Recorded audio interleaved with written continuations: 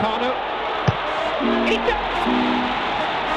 captain has won the game for Nigeria. The man who's saved the game.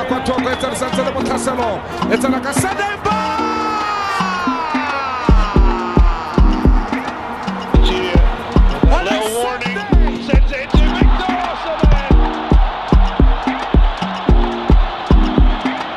This is the Nigeria Football Weekly Podcast. Hello listeners and welcome to episode 113 of the Nigeria Football Weekly Podcast for your host Uche. First of all, thanks for an amazing 2024 everybody, and I just want to wish everybody a happy new year as we're now in 2025. Yes, we all took a bit of a break to make sure that we can all rest and recuperate, but we're back and we're better, and Nigerian footballers continue to flourish. So what we're going to be doing today, we're going to be talking about how our players performed over the past week as usual, and also we've got a few transfer news updates for you regarding Umar Sadiq and Gift Urban. Without any further ado, starting with the Premier League and Nottingham Forest, man, they continue to shine, man. Yesterday night, Osayi-Samuel played 90 minutes and Taiwo Awoniyi came off the bench to score the third goal for Nottingham Forest as they thrashed Wolverhampton Wanderers 3-0 away to go joint second in the Premier League. Osayi-Samuel continues to just excel. Nottingham Forest have had 4 clean sheets on the bounce now. He's still the highest goal scoring defender in FPL. We know that Nottingham Forest are currently trying to tie him down to a new contract because he's out of contract in the summer, and everything just continues to go well for these boys, man. As for Taiwo Awoniyi, first goal since February last year, so it's even just an amazing thing to see, We know how Chris Wood's been performing, so Awoniyi's had to be very careful and be very patient for his chances. But you could just see the emotion in his face when he scored that goal. So 6 wins on the bounce for Nottingham Forest, and 4 clean sheets in a row, and they're now level on points with my beloved Arsenal. And guess what? In the Premier League, Nottingham Forest next game, they host Liverpool. So I'm hoping that, the Forest boys can do Arsenal a favor and somehow get some points off those machine guys at Liverpool, The sooner the better. But yeah, next up for them, we've got FA Cup games all through the weekend. So the Premier League is going to take a bit of a break until next week, Tuesday. Today is Tuesday, the 7th of January, and then Premier League will return on the 14th of January. But looking forward to see how the Forest boys perform when they play Luton at home on Saturday in the FA Cup.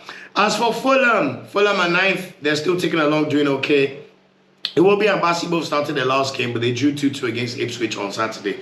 This was a crazy game, man. On Sunday, this game was insane, man. There were 3 penalties given.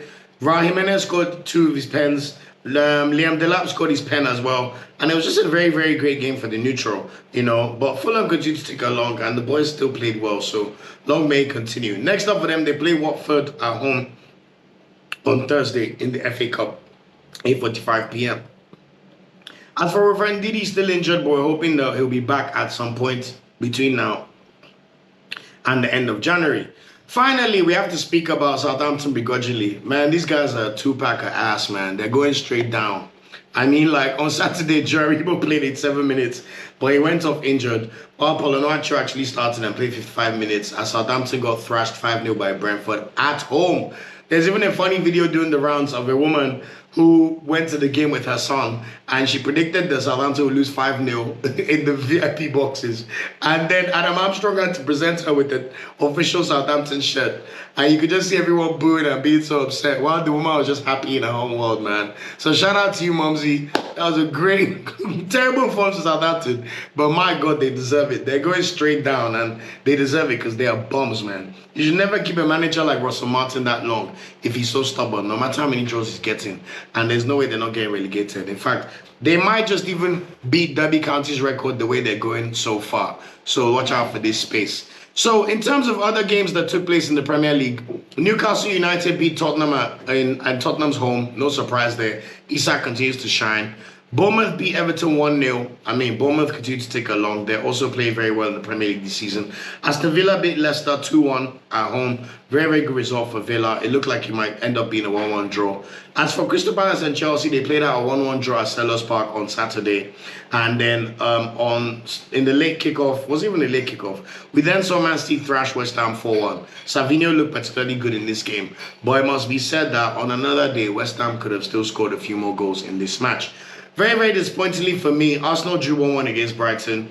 I know the non-Arsenal fans will say it was a penalty, But God sees everybody's conscience. If that's a penalty in football, there should be at least 3 penalties per match. So anyway, no shaking. Next time, we should do our own best and just make sure that we score more than 1 goal. So we're not relying on these ref decisions. Because I knew Anthony Taylor was on one from the start of this game, I'm telling you.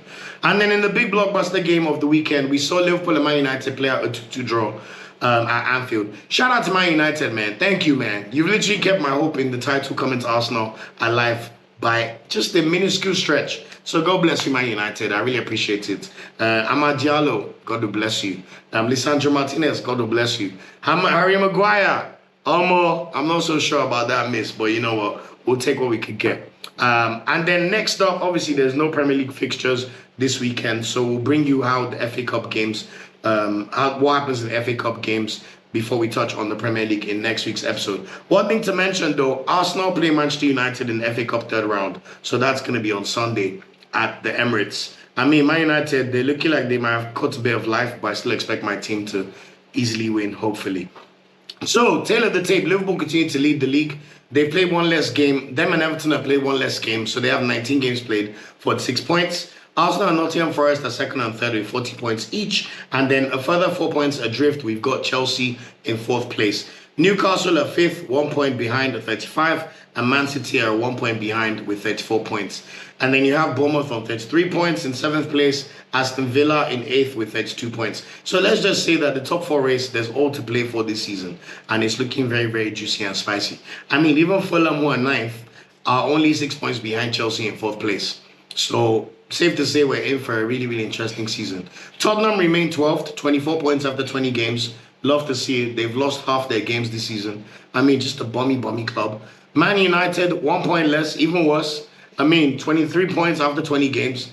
But, you know, we'll give them the life that they caught at least recently. As for relegation candidates, Everton, Wolves, Ipswich, 17 points, 16 and 16 points respectively, 16th, 17th and 18th. And we've got Leicester in 19th place with 14 points. And then Southampton, bottom last with 6 points. I mean, Southampton are a disgrace to this league, man. These championship teams, if you're coming to the Prem, don't come and be bums like Southampton. We don't like it anymore. You're devaluing the league. You're making us look bad. Fix up, look sharp, or stay in the championship. I'm sorry. Enough is enough. Anyway, moving on to Serie A. Ademola Lookman ended 2024 with 9 goals and 5 assists in the league for the season so far. On Thursday, Lookman played 34 minutes, but Atalanta lost in the Supercoppa semi-final to Inter 2-0. That was his 100th appearance for Atalanta, so long may it continue. Next up this weekend, they're back in league action, so they'll play Udinese away on Saturday. We know Maduka Okoye is still injured, although I read somewhere that Udinese are about to sign a goalkeeper, so hopefully that doesn't affect Maduka too much. As for Lazio, oh my God, they lost 2-0 to Roma in the Olimpico derby. In the Rome derby, just really not great. Fisari started the game but got taken off at halftime after 45 minutes. But hopefully, they're still 4th, so it's not the end of the world. Next up for them, Como at home on Friday, so hopefully they could get back to winning ways.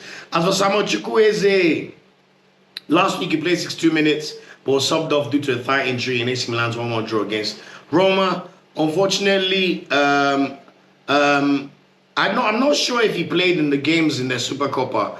Yesterday, AC Milan miraculously beat Inter Milan 3-2. And prior to that game, I know they beat Juventus 2-1 in the Supercoppa semi-final. However, Pulisic is back, so that might have meant that Chukwueze did not play any minutes. In fact, looking at the games, it looks like he's either injured or not in favor, because Conceição is now the manager of AC Milan, and Chukwueze did not play against Juventus at all. And then yesterday, miraculously, from 2-0 down, AC Milan managed to turn over and win the game 3-2 to win the Italian Super Cup. But Chukwueze is nowhere to be found on the squad list, so I'm sure that means he's injured. So we wish him a speedy recovery. Sorry about that. In the Bundesliga, Tella and Victor Boniface. Victor Boniface is now back in training, so he should be in discussion to get some minutes. The Bundesliga resumes this weekend, starting with Friday. So Leverkusen are playing Borussia Dortmund at the Signal Iduna Park on Friday, 8:30 p.m. So very, very happy for Victor Boniface especially, and let's see if he could get back to scoring ways and getting minutes. He'll probably come off the bench in this one, but fingers crossed. Frank Onyeka's Oberg, they'll be playing Stuttgart at home on Sunday in a 5:30 p.m. kickoff. Excuse me, guys. And then Hoffenheim. First things first. Gift Urban has left Lyon. He has signed a permanent transfer to join Kevin Akpoguma at Hoffenheim. His deal will keep him at the club till June 2029. His 1 year at Lyon did not go very well. I've got what the numbers are in this game, but I think it was just under like £12 million. But really, we need Gift Urban's move to go well, man. And I really, really hope for his sake that it's going to go well, because Hoffenheim are just above the relegation zone, so they need the goals. So he's definitely going to get some minutes in this game. So let's see if he plays on Saturday when they play Wolfsburg at home in the 3:30 p.m. kick-off.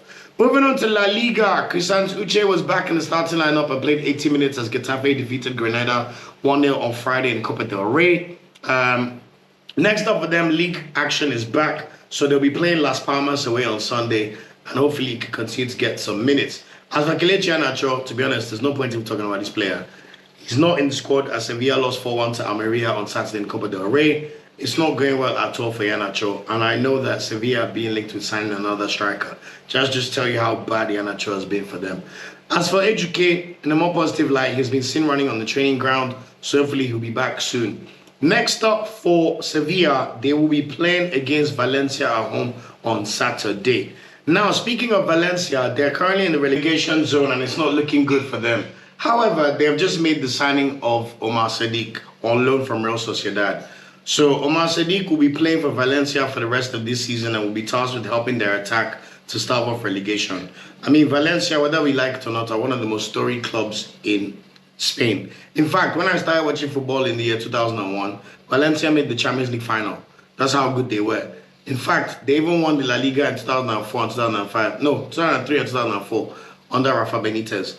Valencia are one of the biggest clubs in Spain, but it's not going well for them. With their new owner, Peter Lim, the Chinese guy, he's been there for a minute, it's just not been going well. So hopefully Umar Sadiq can save the day. So let's see if he gets any minutes and if he can even score on his debut for Valencia when they play Sevilla on Saturday 9 p.m. In Ligue 1, Ilenikhena played 72 minutes for Monaco as they lost 1-0 to PSG in the Super Cup on Sunday. I don't know when all the teams started playing Super Cup in December, early January. But anyway, league action, they'll be back in this Friday as they go away to play Nantes away on Friday. Unfortunately, Osayi-Samuel will not be in action for Nantes because he's out injured with a foot injury. So we wish him a speedy recovery in that game. As for Hamzat Ojediro, he was in action for Lens. He played 10 minutes as they lost 1-0 to Toulouse on Sunday in the league. I mean, not the best results, but at least he's getting minutes again. Next up for them, they play Le Havre away on Sunday. So this is a game that Lens will hope to win. Gabriel Osho as well for Auxerre is currently injured, but he should be back in a few weeks, so wish him a speedy recovery. As for Akko Adams, he played 64 minutes as Montpellier lost 1-0 to Lyon on Saturday. They remain in the relegation zone, which is not good, but hopefully the next game is against Angers at home on Sunday, so hopefully they can pick up some more. I mean, they need some points from anywhere, so hopefully they can get some soon. So that's it in terms of the top 5 leagues in Europe. Moving on swiftly to the non-top 5 leagues and starting with Starboy Osimhen in Turkey. Victor Osimhen played 87 minutes and scored a goal as Galatasaray beat Göztepe 2-1 on Saturday. They're clearly on top in Turkey. I think they're at least 9 or 11 points ahead of Fenerbahce. Osimhen is the highest average rated player in Turkey right now. He's only 2 goals off the top, so I expect him to end the season at the Kapı in Turkey. I know it's not Kapı in Turkey, but the top goal scorer anyway. Next up for him though, his team played Istanbul Basaksehir at home on Wednesday tomorrow in the Turkish Cup. And then they go away to Basaksehir to play the same team on Sunday in the league. So maybe Osimhen will be rested tomorrow and then he'll play on Sunday, which is more important for Galatasaray. Fenerbahce, on the other hand, Osayi-Samuel continues to start games. No surprises there. He played 70 minutes as they beat Hatayspor 2-1 on Sunday. It's also been confirmed that Fenerbahce have signed Anderson Talisca from the Saudi League, so that should be an exciting signing for them. The Brazilian international, if you play FIFA Ultimate Team, you know about Talisca anyway. So they play Kasımpaşa away on Thursday in the Turkish Cup, and then they play Konyaspor away on Monday in the league. As for David Okereke, he played 86 minutes and scored a goal as Gaziantep drew 2-2 against Kasımpaşa on Sunday. Next up for them, they play Istanbulspor at home on Thursday in the Turkish Cup, and then they play Demirspor at home in the league in a 5 p.m. kick-off. In Portugal, just to quickly talk about Sanusi, he's still not fit enough to play. However, Porto are in a position where if they win their game in hand, they will go top of the league in Portugal. So hopefully Sanusi could come back and help his teammates. As for Onyeka and Boavista, on the other hand, they're in the relegation zone. I don't want to talk too much about these guys. They lost 4-0 to Porto last week, and then they lost to Aruka 3-1 again. He played 90 minutes. They're bottom of the league, basically. They're useless. And should we have a player that plays for the bottom team in Portugal playing for the national team? I vote no. I don't know why Nigeria did not go and talk to Patrick Dorgu, the fullback at Lecce. Now that one is going to play for Denmark. Denmark over Nigeria. Black boy who. Anyway, let me not talk too much. But hopefully it can get better for Onyeamaechi, because if it does not, he's not going to move to a better team. In Belgium, Tella was not in action over the weekend, but he became the top goal scorer in the league with 13 goals in the last round of fixtures. Next up for them, they play St. Truden away in the Belgian Cup on Tuesday, and then they play UH Leuven at home on Saturday. As for Rafael Ndidi, unfortunately, he's out injured with a muscle injury. Next up for him, they play UH Leuven at home in the Belgian Cup on Tuesday before they play Anderlecht away on Sunday. While Julian Torunariga's team, Ghent, did not have any games over the weekend, but they'll be back in action against FCV Dender away on Sunday in the league. In Scotland, Cyril Dessers was benched as Rangers drew 3-3 against Hibernian. He's lost his place as a starter, which just tells you the level of Cyril Dessers at this point, while Leon Balogun is currently injured. Next up for them, they play Dundee away on Thursday, and they play St. Johnstone at home on Sunday. So let's see if any of them get any minutes in these games. And then finally, in the PSL in South Africa, Stanley Nwabali played 90 minutes and made 5 saves as Chippa United lost 1-0 to Kaizer Chiefs last week. We wish him commiserations. He recently announced that he lost his mother, so condolences to him and his family, and hopefully he could get some time off. Next up for them, they play Royal AM at home on Saturday. But really, really sad news for Stanley Nwabali, and wish his family well. So that's it in terms of the roundup for the week.